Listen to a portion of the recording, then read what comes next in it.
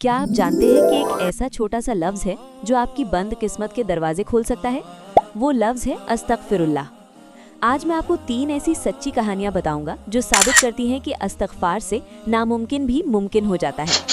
इमाम अहमद बिन हम्बल और नानबई बेकर। इमाम अहमद बिन हम्बल एक बार सफ़र में थे और रात गुजारने के लिए मस्जिद गए, पर उन्हें वहां रुकने नहीं दिया गया। एक बेकर यानी नानबई ने उन्हें अपने घर पनाह दी। इमाम ने देखा कि वो शख्स रोटी बनाते वक्त मुसलसल अस्तगफिरुल्लाह पढ़ रहा था। मिरेकल। इमाम ने पूछा, क्या तुम्हें इसका कोई फ़ायदा मिला? जवाब, उसने कहा, मेरी हर दुआ कबूल हुई सिवाय एक के कि मेरी मुलाकात इमाम अहमद बिन हम्बल से हो जाए। लेसन। इमाम मुस्कुरा दिए और कहा, तुम्हारा इस्तगफार ही मुझे खींचा हुआ तुम्हारे दरवाजे तक ले आया है। एक शख्स हज़रत हसन बसरी के पास आया और कहा, मैं गरीब हूँ। दूसरा आया और कहा, मेरी औलाद नहीं है।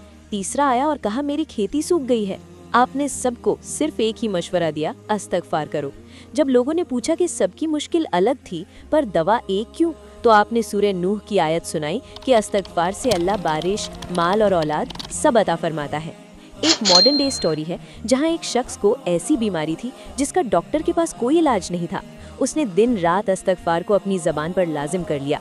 कुछ महीनों बाद जब वो दोबारा चेकअप के लिए गया तो डॉक्टर्स हैरान थे कि उसकी रिपोर्ट बिल्कुल नॉर्मल थी। इस्तगफार ने उसके जिस्म की स्पिरिचुअल हीलिंग कर दी थी।